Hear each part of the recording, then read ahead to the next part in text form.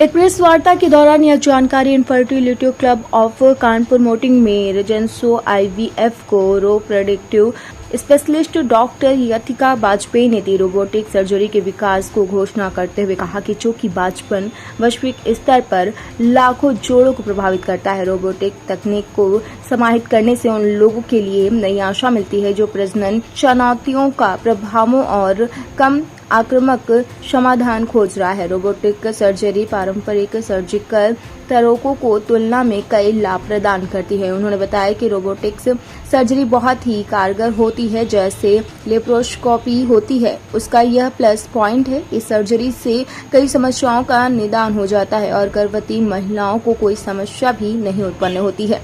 संवाददाता प्रकाश भारद्वाज की खास रिपोर्ट। बांझपन यानी कि इनफर्टिलिटी की जो स्थिति होती है उसमें कई इस तरीके के रोग होते हैं जिनका उपचार सर्जिकल टेक्निक से होता है। जैसे कोई बच्चेदानी की गठानें हैं जिन्हें हम फाइब्रॉइड कहते हैं।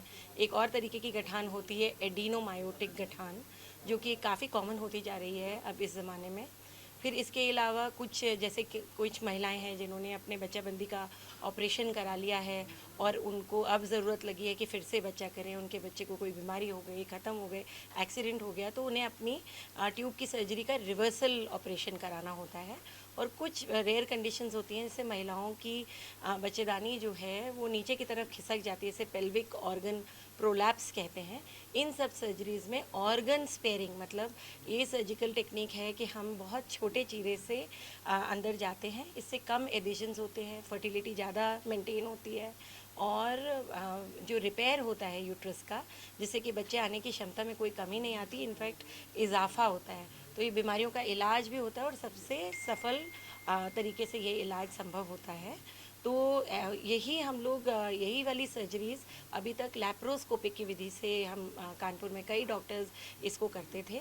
तो ये लैप्रोस्कोपिक से भी एक स्टेप आगे है, क्योंकि इसमें डॉक्टर्स को बहुत freedom of movement, precision surgery होती है कि जैसे हमारी ओपन सर्जरी है, मतलब पूरा बड़ा चीरा करके जिस तरीके से हम अपने हाथों को प्रयोग करके ऑपरेट करते हैं, उसी तरीके के जो रोबोटिक आर्म्स होते हैं उतने ही एफिशिएंट तरीके से काम करते हैं। तो पेशेंट को फ़ायदा है, उसको बहुत छोटा चीरा लग रहा है और कम ब्लड लॉस हो रहा है, सर्जरी जल्दी हो रही है। एंड प्लस इस तरीके से आप मान के चलिए कि डॉक्टर जो है एक 6 हाथों वाला सर्जन बन जाता है। तो क्योंकि उसको इतने सारे एक्सेसिबल चीज़ें मिल जाती हैं ड्यू टू द रोबोट।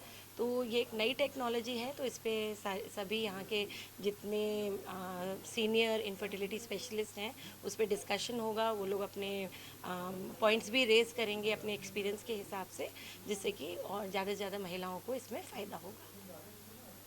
का इनफर्टिलिटी का क्लब है डॉक्टर्स का, जो लोग उन महिलाओं को ट्रीट करते हैं जिनको बच्चे आने में कमी है, उनके लिए एक सीएमई कर रहे हैं। रिगार्डिंग 2 टॉपिक्स पे हम लोग बात करेंगे। एक तो जो बिल्कुल कटिंग एज रीसेंट एडवांसेस हैं, नए नए जो टेक्निक्स आते हैं जिन पर हम लोग जिनको यूज़ करके महिलाओं को हेल्प करते हैं कि उनको प्रेगनेंसी आ जाए।